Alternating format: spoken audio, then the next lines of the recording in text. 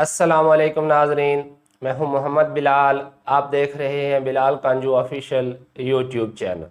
नाजरीन, हमारे वो काश्तकार जिन्होंने गंदम के बाद आगे धान की जो मौसमी काश्त है वो करनी है, उनके लिए ये एक बेहतरीन ऑप्शन है कि वो इस दौरान जंतर की काश्त करें और जब जंतर की फसल 40 से 50 दिन की हो उसे ज़मीन के अंदर रोटावेट करके ज़मीनी ज़रखेज़ी में इजाफा कर सकते हैं।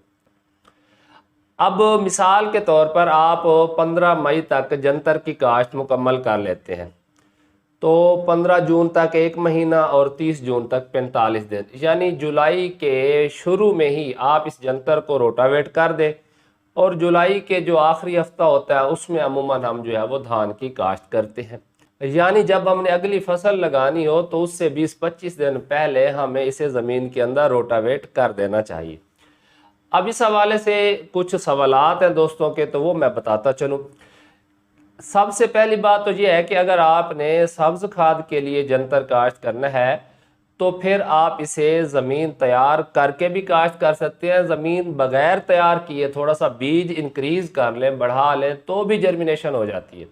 मसलन आपने गंदम के बाद ज़मीन को तैयार नहीं किया, आपकी भारी ज़मीन है, वो पानी खड़ा रखती है, तो अच्छी तरह भर कर पानी लगाएं और उसमें आप 20 से 25 किलोग्राम जो बीज है जंतर का उसका आप छटा कर दें। फिर 4-5 दिन थोड़ा सा देख लें, जो ही थोड़ा सा वत्तर में आए दोबारा से हल्का पानी लगा लें ताकि उगाव मुकम्मल हो सके।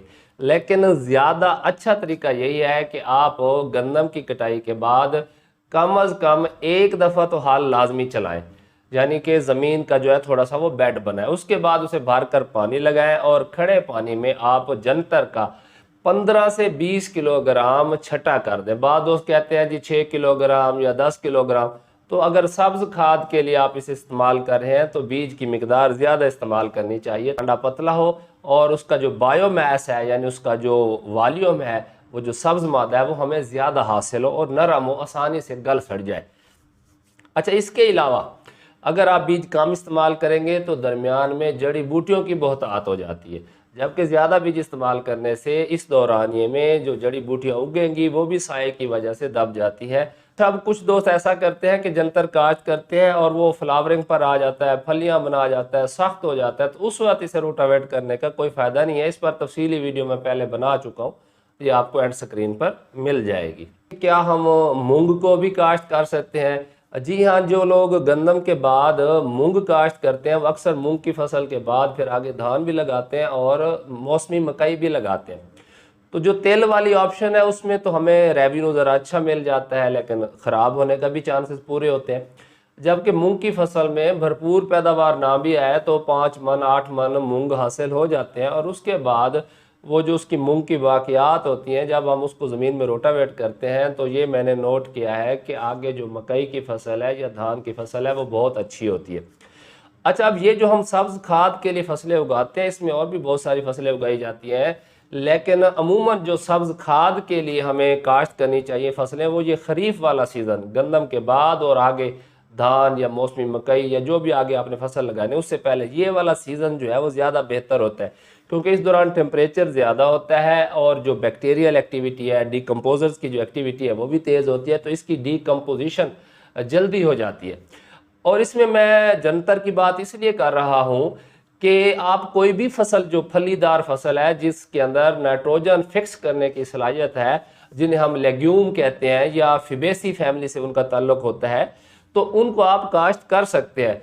जंतर का जो 1 एकड़ है वो हवा से तकरीबन 24 किलोग्राम फी एकड़ के हिसाब से नाइट्रोजन फिक्स करके ज़मीन को फराहम करता है। इसके अलावा जब आपने इस जंतर को ज़मीन के अंदर रोटावेट करना है तो उससे पहले पानी लगाना है। पानी लगाने के बाद जैसे ज़मीन वत्तर में आती है और हम तैयार करते हैं, तो ज़मीन जब वत्तर पर आए तो आपने इसको ज़मीन के अंदर रोटावेट करना है और कोशिश करें आधी बोरी यूरिया भी साथ में छटा कर दें।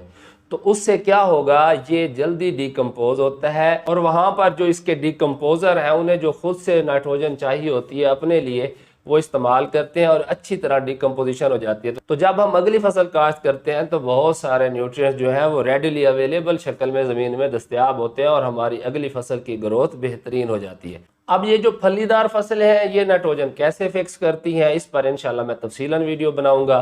दुआओं में याद रखिएगा। अल्लाह हाफ़िज़।